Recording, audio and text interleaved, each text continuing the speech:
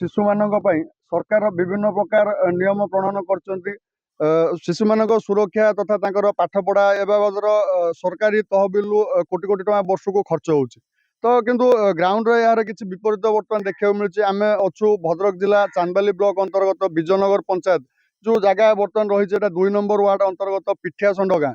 पिठियासंड गाँव जो रही अंगनवाड़ी केन्द्रटी रही यार आखपाखर देखिए पोखरी पूरा विपदपूर्ण अवस्था पोखरी रही जोटा कि पिला जीवा आसवा कर विभिन्न समस्या डर भी रोचे। तापर आउ गोटे दृश्य देखा मिली जो 11 के भी तार रही पूरा अंगनवाड़ी केन्द्र को लगिकी रही सी भी विपद संकुल अवस्था पिला जीवा आसवा कर। तो कौन रही आउ समस्या ग्रामवासी मैंने आम पाखे अच्छा प्रतिक्रिया नहीं बुझा परिचय देवे। मो ना अंजना सेनापति। आम घर है विजयनगर पंचायत गोविंदपुर गाँव मु समाजसेवी जड़े मुई स्कूल ना अंगनवाड़ी पिला बहुत कोमल शिशुंर माने जीवनर कथा आम कहला बेलू सरपंच तो किसी शुणुना। तापरे प्रशासन वीडियो भिडियो भी कहला बेलू सी भी कहीं शुणुना ऊपर करेन्ट 11 केवी आम जो गोविंदपुर आम छुआ कहीं आसुना। ये 10-15 जन छुआ पढ़ुंट। 10 वर्ष है आम छुआ जीवन रिक्स आम घरे पढ़ाऊ प्राइवेट स्कूल भी पठाऊँ ये आम छाड़ूना। आई खाली आमर पिठिया सेंड यही समस्या करेन्ट पुखुरी आमती एमती छुआ जीवन सुरक्षित नुह बोलिकी खास कर मो पुओ को मु प्राइवेट स्कूल पढ़ाऊनी। तापर भी अन्य माने भी आम गाँव लोक मैंने भी यही 10-15 जन पिला माँ मैंने आसिक छिड़ा होती छुआ पढ़ुंट बसुँच नहीं जाऊँच माने केमिति कौन जानते। तापर सरपंच को 10 थर कि 1000 थर कहला सी शुणुना कि करना। जहाँ शुणुले केमती विपद संकुल अवस्था रही अंगनवाड़ी केन्द्रटी से कुनि कुनि शिशु मैंने प्रत्येक दिन आसुँच पाठ पढ़ाई। अन्य एक जन अच्छा ग्रामवासी प्रतिक्रिया नवा मो सहित आप परिचय ना कह। मो ना हूँ कृष्णचंद्र सेठी। मो घर हूँ पिठियाचंड ग्राम विजयनगर पंचायत गोविंदपुर 2 नंबर वार्ड। अंगनवाड़ी केन्द्र रही पिला पाठ पढ़ुं केमी कौन विपद संकुल पिला 20-25 जन खंडे पढ़ुं बहुत विपद संकुल बर्तमान रास्ता नाई 1-2 अंगनवाड़ी केन्द्र सामनार पोखरी एवं रास्तार यातायात सुविधा नहीं। वर्षा है कि आंठिए पानी हो छुआ मैंने अंगनवाड़ी को आसुना। 20 जन पिला 20 जन पिला आसुँच पाठ पढ़ाई 20 जन भितर ता भितर भी ए रास्तार असुविधा दृष्टि से आसीपारना। कौन करा प्रशासन शुणुना कि सरपंच शुणुना वीडियो तहसिलदार को आम भी इलेक्ट्रिक वाला भी दरखास्त कर 11 के भी तार उपर जो ट्रांसफर बसते उठेवाई से भी शुणुना। जहाँ प्रतिक्रिया शुणुले ग्रामवासी मानकर से जहाँ कहवा कथा विपद संकुल अवस्था दीर्घ दिन धरी एमती पिला माने पाठ पढ़ुंट। तो तुरंत प्रशासन को बाबद अवगत कराई स्थानीय सरपंच को बाबद अवगत कराई तथापि कौन सुफल बर्तमान सुधा मिल पार नहीं। अन्य जन आम पाखे ग्रामवासी अच्छा प्रतिक्रिया नवा जहाँ टे ना कह।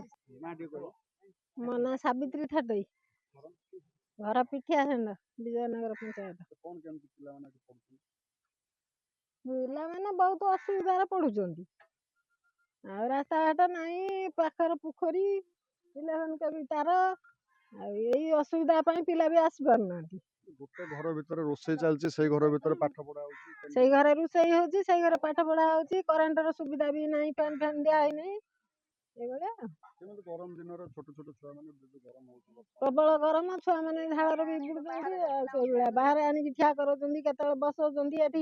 अगस्ट 15 हो पारा नहीं कंक्रीट कले ये सब असुविधा से विपदपूर्ण 11 के खोल तार पिला विपद करेन्ट केतबले ये है माने पिला जीवन प्रति भी बहुत विपद यही सब समस्या। कौन सुविधा हवा दरकार सुविधा हवा आमर जो अंगनवाड़ी निहाती दरकार से भी हो पार नहीं 3 वर्ष 5 वर्ष है अधा है पड़ी सरपंच तार मुंड दौना जिते भी कहला बेलू गाँ लोक कहते शुणुना जन सरपंच को जनाऊँ इलेक्ट्रिक वाला भी एठू उठेवाई जनाऊँ सब प्रकार सुविधा ढालिकी नहीं जाऊँ उठेकी नहीं गला यही कथा सब। ଯାହା ଶୁଣୁଥିଲେ ବିଭିନ୍ନ ପ୍ରକାର ସମସ୍ୟା ରହିଛି ଏଇ ଅଙ୍ଗନବାଡି କେନ୍ଦ୍ରରେ। କରେଣ୍ଟ ବାହାରେ କେନ୍ଦ୍ରର ବାହାରେ ମୁଣ୍ଡ ଉପରେ ଖୋଲାରେ ତାର ଥିଲା ବେଳେ ଭିତରେ କରେଣ୍ଟର ସୁବିଧା ନାହିଁ, ଯାହାଫଳରେ ଗରମରେ ବସି ଛୋଟ ଛୋଟ ପିଲାମାନେ ପାଠ ପଢୁଛନ୍ତି। ରୋଷେଇ ସେଇ ଗୋଟେ ଘର ଭିତରେ କରାଯାଉଛି, ସେଇ ଗୋଟେ ଘର ଭିତରେ ପିଲାମାନଙ୍କୁ ପାଠ ପଢାଯାଉଛି। ଗ୍ରାମବାସୀମାନେ ଏ ବାବଦରେ ବାରମ୍ବାର ସରପଞ୍ଚକୁ କୁହନ୍ତୁ, ବିଡିଓଙ୍କୁ କୁହନ୍ତୁ ଅବଗତ କରିସାରିଛନ୍ତି। ସିଡିପିଓଙ୍କୁ ସୁପରଭାଇଜରଙ୍କୁ ଅବଗତ କଲା ପରେ ମଧ୍ୟ କୌଣସି ଏପର୍ଯ୍ୟନ୍ତ ସୁଫଳ ମିଳିପାରି ନାହିଁ।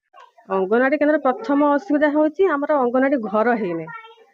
ସେ ଘର ହେଇନି ବୋଲି ଆମର ତ କିଛି ତ ସୁବିଧା ହେଇପାରିବନି।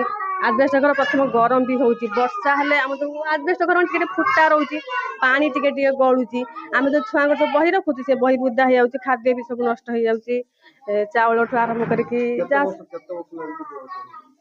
ମୁଁ ତ ହେଲିଣି ମୋର 8 ବର୍ଷ ପ୍ଲସ୍ ହେଲା, 9 ବର୍ଷ ହେଲାଣି ମୁଁ ପଢେଇଲିଣି। ଏଇ ଘରେ ଆମେ ପଢଉଥିଲୁ, ଆଗରୁ ଭଲ ଥିଲା। ଏବେ ଯେହେତୁ ଆଜବେଷ୍ଟ ପୁରୁଣା ହେଇ ଆସୁଛି, ଖରାପ ହେଇ ବି ପୋଖରୀ ଅଛି। ସବୁଠୁ କଥା ହେଲା ବଡ ପୋଖରୀ ଆଗରେ ରହିଛି, ବଡ କଥା ହେଲା ଆଉ ଟ୍ରାନ୍ସମିଟର ବି ଦେଖିଲେ ସେଟା ବି ରହିଛି, ଯୋଉଟା କି ମାନେ ବହୁତ ଡର ଲାଗୁଛି ପିଲାମାନଙ୍କୁ ନେଇକି।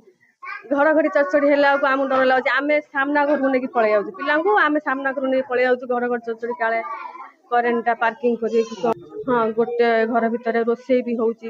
ରୋଷେଇ ହେଲା ବେଳେ ଆମେ ପିଲାଙ୍କୁ ନେଇକି ମୁଁ ବାହାରେ ବୁଲୁଛି, ଆଉ ଗରମ ହଉଛି ଆମେ ବସି ପାରୁନୁ ନା, ଛୋଟ ପିଲା। ଗ୍ୟାସ୍ ସିଲିଣ୍ଡର ଯୋଉ ରହିଛି ସେ ପାଇଁ ବି ବହୁତ ଡର ଲାଗୁଛି, କାଳେ କେତେବେଳେ କଣ ହବ। ଆଉ ଗୋଟେ ବାଟ ବହୁତ ଅସୁବିଧା। ଆମେ ଏତିକି ଚାହୁଁଛୁ ଟିକେ ଉପରସ୍ଥ ଅଫିସରଙ୍କୁ ଜଣେଇଲେ ଯେ ଆମ ଘରଟା କେମିତି କମ୍ପ୍ଲିଟ୍ ହବ, ଆମେ ଟିକେ ସେଫ୍ଟିରେ ମୋ ଛୁଆମାନଙ୍କୁ ନେଇକି, ମୋ ଛୁଆମାନେ କେମିତି ସେଫ୍ଟିରେ ରହିବେ। ଏଇଟା ଭଲ ଲାଗିବ, ପରିବେଶଟା ବହୁତ ଭଲ ଲାଗିବ। ଏଟା ଯେହେତୁ ଗୋଟେ ଆଜବେଷ୍ଟ ଘର, କିଛି ଏଟା ନାହିଁ, ଭଲ ଲାଗୁନି। ଗଭର୍ଣ୍ଣମେଣ୍ଟ ଘର ହେଇଗଲା ପରେ ଟିକେ ସବୁ ପ୍ରକାର ସୁବିଧା ବି ଛୁଆମାନଙ୍କ ପାଇଁ କି। ତ ଲୋକମାନେ ଦାବି କରୁଛନ୍ତି ତୁରନ୍ତ ଏହାର ସମାଧାନ କରିବା ପାଇଁ ପଦକ୍ଷେପ ନେଇ ପ୍ରଶାସନ ତୁରନ୍ତ ନୂଆ ଅଙ୍ଗନବାଡି ଗୃହ କରିଦେଲେ ସୁବିଧାରେ ପିଲାମାନେ ପାଠ ପଢିପାରିବେ। ସାମ୍ବାଦିକ ପ୍ରଶାନ୍ତ ପାଣି, ରିପୋର୍ଟର ଷ୍ଟୁଡେଣ୍ଟ।